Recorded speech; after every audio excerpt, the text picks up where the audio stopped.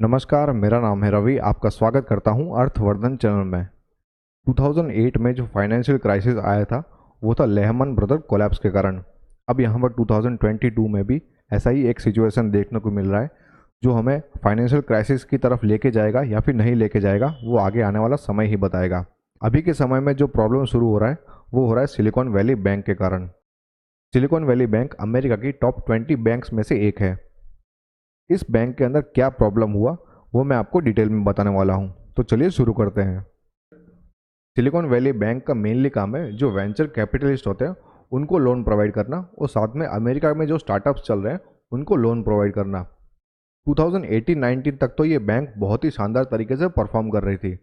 ऐसा ये भी पढ़ने में आ रहा है कि 2019 में जो डिपॉजिट थे इस बैंक के अंदर वो अराउंड 3 गुना जितने बढ़ चुके थे।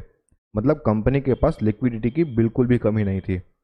अब यहाँ पर एक रूल हमें देखने को मिलता है कि बैंक्स जितने भी डिपॉजिट आते हैं वो सारे के सारे अपने पास नहीं रख सकते हैं, उनको कहीं ना कहीं पर तो इन्वेस्टमेंट करना पड़ता है। तो इस बैंक ने मेनली यहाँ पर जो गवर्नमेंट सिक्योरिटीज़ होती है जैसे कि बॉन्ड्स या फिर ट्रेजरी बिल्स उसके अंदर इन्वेस्टमेंट करना स्टार्ट किया। ये जो फिगर है ये बहुत ही बड़ा है, ये है बिलियंस ऑफ डॉलर्स में। यहाँ पर हम नंबर के पीछे नहीं भागने वाले हैं, लेकिन इस बैंक के अंदर क्या प्रॉब्लम हुआ है वो हम डिस्कस करने वाले हैं, जो कि मैं आपको बहुत ही सिंपल तौर पे समझाऊंगा। 2019 तक तो ये बैंक बहुत ही शानदार तरीके से परफॉर्म कर रही थी। इस बैंक में कभी भी कुछ प्रॉब्लम नहीं हुआ था। फिर आता है 2020 में कोरोना का प्रॉब्लम। कोविड का जो सिचुएशन था उसमें हम सबको पता है कि जो फाइनेंशियल इंस्टीट्यूशंस थे उसमें बहुत ही ज़्यादा प्रेशर देखने को मिला था। अब प्रेशर को हैंडल करने के लिए यहाँ पर फेडरल रिजर्व इंटरवीन करता है। वो क्या करता है कि जो फेड रेट है उनको धीमे धीमे बढ़ाने की कोशिश करता है।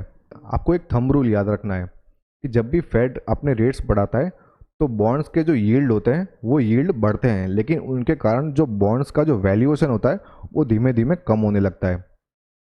अब ये जो बैंक है सिलिकॉन वैली बैंक, इसने बहुत ही हैवीली ऐसे बॉन्ड्स के अंदर इन्वेस्टमेंट किया था।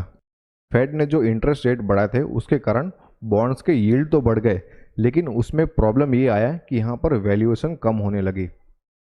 अब यहाँ पर क्या होता है, वैल्यूएशन कम होने के कारण बैंक्स में जो लिक्विडिटी होती है वो धीमे धीमे कम होने लगी। अब सिर्फ ऐसा ही नहीं था कि सिर्फ बैंक्स को ये प्रॉब्लम देखने को मिला। बैंक्स के साथ में अमेरिका की मोस्टली बहुत सारी कंपनीज में ये प्रॉब्लम देखने को मिला। इस प्रॉब्लम से स्टार्टअप भी दूर नहीं थे। स्टार्टअप को भी ऐसे माहौल में बहुत ज़्यादा प्रेशर हैंडल करना पड़ रहा था। तो मेनली स्टार्टअप के पास एक ऑप्शन रहता है कि वो अपने कॉस्ट को कटिंग करे या फिर अपने जो एम्प्लॉयज़ हैं उनको ले ऑफ कर दें। इन दोनों में से कोई एक सॉल्यूशन को इनको चूज़ करना था। जैसे कि हम सबको पता है कि कोरोना का जो आफ्टर इफेक्ट है वो बहुत ही लंबे समय तक चला था, जिसके कारण क्या हुआ था कि जो ये यील्ड बढ़ती गई थी और वैल्यूएशन कम होता गया था।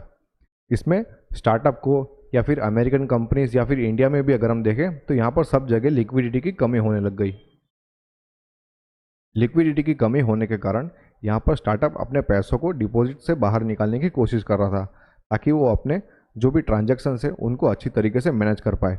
लेकिन बैंक यहाँ पर अपने पैसों को लिक्विडेट करने के लिए नहीं दे रहा था, जिसके कारण ये प्रॉब्लम शुरू होता है। अब समझ लो कि मेरा एक स्टार्टअप है। स्टार्टअप अभी तक बहुत ही अच्छी तरीके से चल रहा होता है। 2020 में प्रॉब्लम आता है जिसके कारण मेरे स्टार्टअप को एक लिक्विडिटी की कमी होती है। तो जो मेरे पैसे थे जो मैंने बैंक में जमा किए हुए थे उनको मैं विड्रॉ करने की कोशिश करता हूँ, लेकिन बैंक मना कर देता है कि आप अभी पैसों को विड्रॉ नहीं कर पाओगे। ये मेरे लिए एक बहुत ख़राब सिचुएशन था।